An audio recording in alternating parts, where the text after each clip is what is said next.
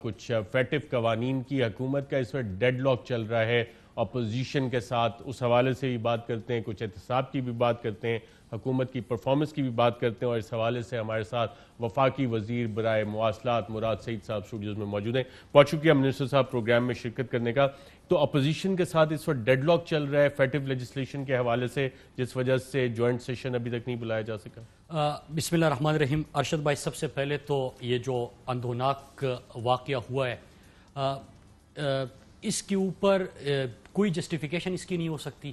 ظاہری سی بات ہے کہ ریاست کی ذمہ داری ہے سب کو تحفظ دینا، اور ایک تو مجرموں کو جو ذمہ دار ہے ان کو نہ صرف گرفتار کرنا بلکہ عبرت کا نشان بنانا وہ ہونا چاہیے، اور وہ ہوگا انشاءاللہ۔ پھر اس کے بعد جو آپ کا فیٹ اپ کے حوالے سے سوال ہے ارشد بھائی، دیکھیں فیٹ اپ ہم کیوں گرے لسٹ پہ ہیں، پہلی اس کے اوپر کیونکہ قوم کو بتانا بڑا ضروری ہوتا ہے کہ اپوزیشن کی وجہ سے اور جو ماضی کے حکمران ہیں ان کی وجہ سے ہم گرے لسٹ میں گئے، اور اب کون چاہتا ہے کہ پاکستان بلے لسٹ میں چلائے؟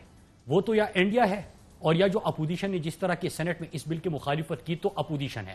اب اس سے کیا ہوگا؟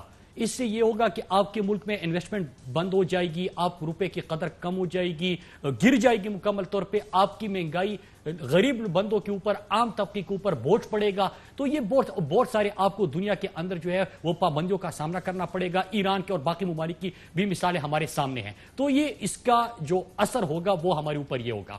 اب چاہتے کیا ہے اپوزیشن والے؟ کیا کہتے ہیں؟ آپ نے کہا کہ ڈیڈ لاک ہے۔ بات یہ کہ ڈیڈ لاک کس چیز کے اوپر تھا؟ پہلے آپ کو اگر یاد ہو تو انہوں نے تحریری طور پہ ہمیں NRO پلس مانگا، 34 نکات، نیب کے 38 نکات میں سے انہوں نے 34 میں ترمیم کرنا چاہیے، اور وہ تمام قوم کے سامنے ہم بارہا بتا چکے ہیں کہ یہ کہہ رہے کہ 99 کروڑ، 99 لاکھ، 99 ہزار، 99 یہ نکال دے۔ ابھی کیا کہہ رہے؟ Anti money laundering. Anti money laundering کے اوپر یہ کہتے ہیں کہ یہ نیب جو لفظ ہے نا جن کی وجہ سے کہتے ہیں کہ یہ نیب اس سے نکال دیں۔ اب کس کو خوف ہوگا ارشد بھائی؟ کون نہیں چاہے گا کہ جو منی لانڈرنگ ہوتی ہے اس کے اوپر پابندی ہو، اینٹی منی لانڈرنگ۔ اگر فیٹ اپ کے اوپر آپ کی اس کی کمپلائنس نہیں بھی کرنی، لیکن پھر بھی یہ تو کم از کم آپ کے قوانین ہونے چاہیے۔ اب منی لانڈرنگ کس کو دکھ ہوگا، فکر ہوگی؟ زرداری اور اس کے جو باہر دبئی میں اور باہر جگہوں پہ انہوں نے محلات اپنے بنائے ہیں، منی لانڈرنگ کر کے پیسہ پاکستان سے لوٹ کے سندھ کی ترقی کا پیسہ ادھر لے کے گئے ہیں، ان کو فکر ہوگی، ان کو دکھ ہوگا کہ یہ نہیں پاس ہونا چاہیے۔ شہباز شریف کا جو TT اسکینڈل ہے وہ آپ اٹھا کے دیکھ لیجئے کہ پاکستان میں بڑے بڑے ٹھیکوں میں کرپشن ہوتی ہے، لوٹ مار کا پیسہ ہوتا ہے، لوٹا جاتا ہے، یہاں سے منی لانڈرنگ ہوتی ہے اور وہاں سے TT کے ذریعے پیسہ آتا ہے۔ اس طرح نواز شریف کو دیکھ لیجئے، جو باہر جو جائیدادیں ہیں جس سے ہمیشہ انکار کرتے تھے، تو اب آپ دیکھ لیجئے کہ کوئی منی ٹریل آپ کے پاس نہیں ہے، تو منی لانڈرنگ آپ نے کی ہے، تو اینٹی منی لانڈرنگ بل پاس کرنا ہے جس کے اوپر یہ مختلف قسم کے شرائط رکھتے ہیں۔ انشاءاللہ منڈے کو تو ہمارا سیشن ہے، جوائنٹ سیشن ہے، اور انشاءاللہ منڈے کو یہ پاس ہو جائے گا۔ اس میں نمبرز آپ کے پاس پورے ہیں؟ کیونکہ رانا ثناء اللہ صاحب آج جب نیب پیشی کے بعد باہر آئے تو انہوں نے کہا کہ اپوزیشن کے نمبر زیادہ ہیں، 224 انہوں نے شاید تعداد بتائی، اور حکومت کے پاس 215، اور الزام یہ لگایا کہ حکومت شاید نیب کو استعمال کر کے اب اپنے نمبر بڑھائے گی اور اپوزیشن کے کم کرے گی۔ کیا کہا رانا ثناء اللہ صاحب نے؟ آئیے دیکھتے ہیں۔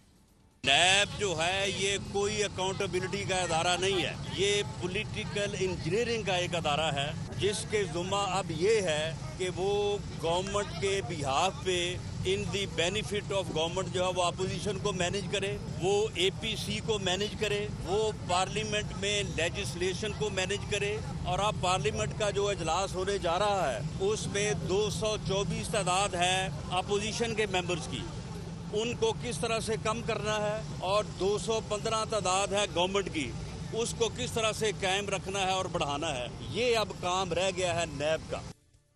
تو جوائنٹ سیشن میں اس طرح سے جو اپوزیشن الزام لگا رہی ہے رانا ثناء اللہ صاحب، دیکھیے آپ کو یاد ہوگا، میں ارشد بھائی 2-3 مثالیں دینا چلوں۔ بجٹ جب آ رہا تھا انہوں نے کیا کہا تھا؟ انہوں نے کہا تھا کہ بجٹ پاس نہیں ہوگا۔ حکومت، آپ کو یاد ہوگا، پوری اپوزیشن کی جماعتیں روزانہ پریس کانفرنس کر کے آپ کے سامنے آتی تھی۔ پھر کیا ہوا؟ ہمارے نمبر، جو ان کے نمبر کم ہو گئے، اور جو حکومتی نمبر تھے وہ اپنے نمبر بھی ہمارے جو ہے بڑھ گئے، جو ڈیفرنس تھا پچھلے سال کا اور اس سال کا۔ دوسری چیز، انہوں نے کہا تھا فیٹ اپ کی پچھلی دفعہ بھی انہوں نے مخالفت کی تھی، انہوں نے کیا جو 34 نکات رکھے تھے، جو تحریری NRO مانگا تھا، انہوں نے کہا کہ پاس نہیں ہوگا، پاس ہو گیا۔ ابھی انہوں نے سینٹ میں اس بل کو روکا، لیکن جوائنٹ سیشن ہے، انشاءاللہ جوائنٹ سیشن میں یہ پاس ہوگا اور یہ دیکھ لیں گے. لیکن صرف تحریک انصاف اور ہماری اتحادی جماعتوں کی بات نہیں ہے ارشد بھائی، اس میں جو بھی محب وطن پاکستانی ہے آپ پوری قوم سے پوچھ لیجئے کون چاہے گا. ہم گرے لسٹ میں ارشد بھائی قوم کو یہ بار بار بتانا پڑے گا کہ اگر ہم بلیک لسٹ میں چلے گئے پابندیاں ہوگی، یہاں پہ غربت میں اور مہنگائی میں مزید اضافہ ہوگا، بجلی مہنگی، گیس مہنگی، مہنگائی آ جائے گی، انویسٹمنٹ نہیں آئے گی، آپ دنیا میں اپنا کوئی وہاں پہ مختلف قسم کے آپ کے اوپر پابندیاں ہوگی، روپے کی قدر آپ کھو دو گے، جو روپے ہے وہ گر جائے گا. یہ اس سے آپ کا کیا سمجھتے ہیں کہ ان کے جو ایم این ایس ہے کیا یہ محب وطن نہیں ہے؟ یہ فیٹ اپ میں یہ جو شرائط رکھ رہے ہیں قانون سازی میں کس کے لیے رکھ رہے ہیں؟ دو خاندانوں کے لیے. کیا یہ سب دو خاندانوں کے غلام ہوں گے؟ انہوں نے جس نے بھی ان کو سپورٹ کیا وہ ثابت کریں گے کہ وہ شہباز شریف، نواز شریف اور زرداری خاندان کے ذاتی ملازم ہیں. ایک طرف پوری قوم ہے، ان کے اوپر مہنگائی کا بوجھ کم کرنا ہے، ان کے لیے آسانیاں پیدا کرنی ہے، پاکستان کو گرے لسٹ سے نکالنا ہے، اور دوسری طرف وہ ٹولہ ہے جو پاکستان کو بلے لسٹ میں لینا چاہتے ہیں جس کا بوجھ ان کے اوپر نہیں پڑے گا. یہ تو منی لانڈرنگ کر کے باہر پیسہ لے کے گئے ہیں، بوجھ پڑے گا ان کے ووٹرز کے اوپر، عام طبقے کے اوپر، غریب کے اوپر. تو آپ کا کیا خیال ہے کہ یہ تو یہ اپنے حلقوں میں جا سکیں گے؟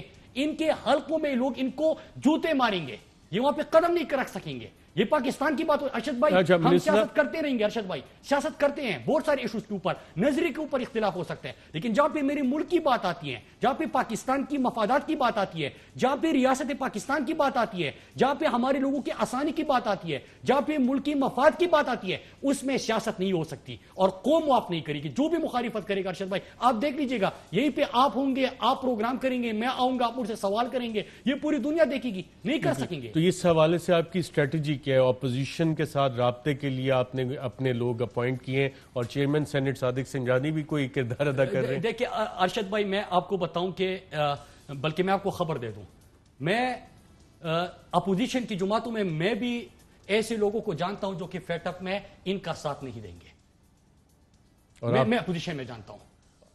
آپ کے ساتھ رابطے میں بھی ہیں؟ اور رابطے میں ہوں گے، اس لیے تو میں کہتا ہوں کہ میں جانتا ہوں، ٹھیک ہے. وہ ان کو سپورٹ نہیں کریں گے کیونکہ وہ لوگ، ان کا بھی یہ موقف ہے کہ ہم ان کے ٹکٹ پہ آئے ہیں، لیکن یہاں پہ اگر میرے حلقے میں مہنگائی میں اضافہ ہوگا، انہوں تو ویسے بھی گیس اور بجلی کے مہنگے معاہدے کیے ہیں، اگر گیس اور بجلی مزید مہنگی ہو جائے، یہاں پہ اشیاء خرد و نوش مزید مہنگے ہو جائے، یہاں پہ پاکستان کے اوپر پابندیاں لگ جائے، تو ان کی تو باہر جائیداد ہے، ان کا کیا جاتا ہے؟ یہ سمجھتے ہیں کہ ہر رکن جو ان کا ہے پارلیمنٹ میں بیٹھا ہوا، ہر بندہ ان کا غلام ہے. وہ غلام نمبر پورے کر چکی ہے، آپ کہہ رہے ہیں. ہم نمبر بھی پورے کر چکے ہیں اور وہ ان کا غلام ہوگا جن کو بھی آپ اس بل میں سپورٹ کرتے دکھائیں گے. میں آپ کو بندے بھی بتا سکتا ہوں کہ کون ان کو سپورٹ کریں گے. حکومت کے نمبر اب پورے پورے. ناظرین یہاں پہ